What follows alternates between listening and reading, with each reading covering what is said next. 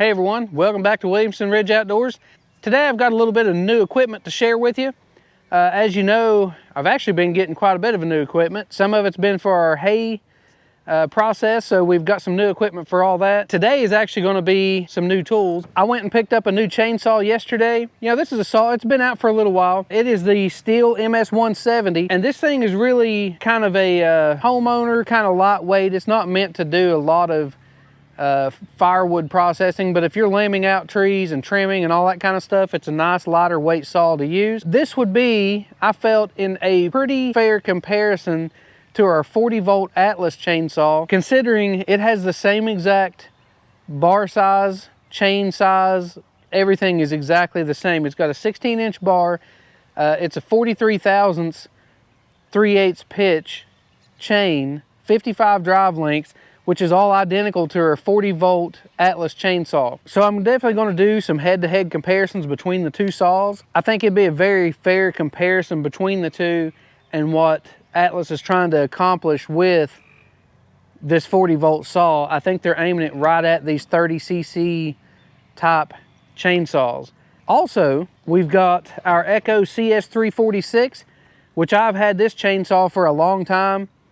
But the biggest difference is this one here actually takes, I believe, a 50 thousandths chain. So that's just a hair bigger there. But other than that, the chainsaw itself is a 34cc. So we're going to compare, it is a little older Echo saw, but we are going to compare this 34cc to the 30cc to the 40-volt battery. So I'm really looking forward to this little series to kind of add in there these comparisons and stuff. But first today, I'm gonna take this one down, we'll check it out real close, and we'll put gas in it, start it up for the first time. We've got to get this one broke in. It's gotta have at least 3 full tanks of fuel run through it before you should open the throttle wide open. So we're gonna fill it up, we're gonna fire it up, and then try to run 3 tanks of fuel through it to get it ready for all of our head-to-head comparisons so that we can actually open the throttle wide open on it. So guys, stay tuned for all that. But while we're at it, let's go ahead and just take a quick look at this.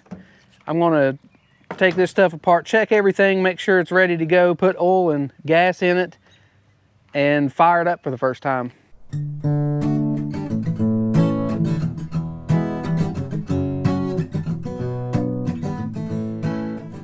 I just love looking at the insides of a new chainsaw. It's really nice and clean in here, but I just want to make sure everything, you know, was good to go. There wasn't anything weird or strange looking.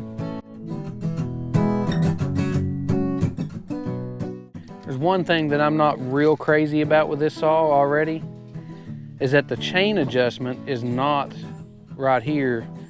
It's actually here at the front of the saw. I'm not real crazy about that type of adjustment, but you know, it is what it is. It's kind of just meant to be a cheap economy saw, so that's, I'm sure, a little way that they're saving a little bit of money there.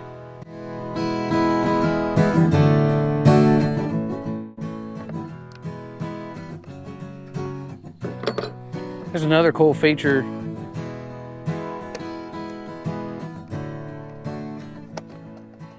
of the air box. I haven't figured out how to use it yet.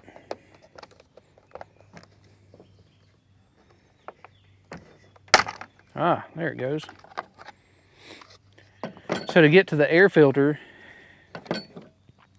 this thing just has a lock. You use your scrunch tool, and that locks the air filter cover on, and actually the top of your engine, wow. And that unlocks it.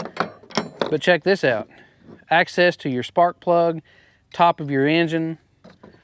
Looks like your ignition stuff in here, your carb, or at least your air cleaner. And of course your carb's gonna be down here underneath that, but man, that gives you really easy access to all this stuff in here, all the way right into your muffler, everything. You've got open access. All right, so whenever you take this cover off, your choke and your starting procedure lever, all that stuff's kind of in the way. So if you push that all the way down, that actually lets that lift right out. Same way when you put it in, because it needs to go in this groove. So if you push that all the way down, that allows enough room and it slips right in there, and it works extremely easy that way. Then you just lock it back in. It's secure, ready to go. No spills with our Husqvarna Combi can. Something too on this can, guys, if you're filling this thing in the summertime, you always want to make sure that you relieve that pressure off of this, because this thing don't have a vent tube or anything in it other than the one that's in the spout itself. So when you go to fill up in the summer, this thing will have pressure in it, and you need to make sure you let that off. And this thing comes with other spouts, so that I would imagine that's what they're for, is summertime, because these can be tough to deal with in hot weather. Well, let's see if we can start this thing up for the first time. So I think you pull your trigger, push this all the way down. You're supposed to put your foot or your toe in the handle.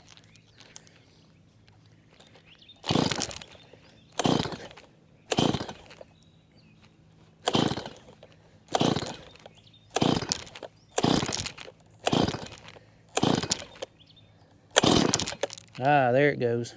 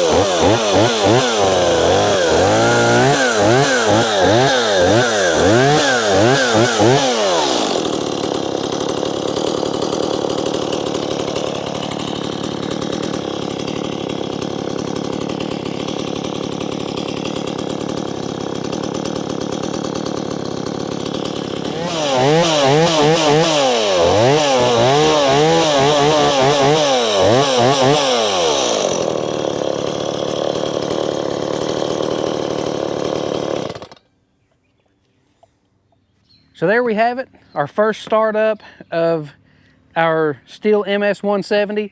Like I say, this is going to be kind of a comparison of that Echo 34cc versus our 40-volt Atlas battery-powered chainsaw, and then this one being a 30cc. Yeah, I gotta say, just from what I just ran it, it actually feels a little more torquey than what the Echo does. And the Echo, like I say, is a 34cc, so it should feel a little more powerful and a little more peppy than what the 30 does. But this saw actually feels pretty peppy. Follow along with us for all the tests and things going on. We're going to use this saw a little bit. Who knows? I may end up, whichever one I like the least, I may just go ahead and sell it and then keep the one I like the best. Anyways, follow along with us for all that. Also, I've got another chainsaw surprise coming up, so stay tuned for that. Make sure to click that thumbs up button, subscribe to the channel, and thanks for watching.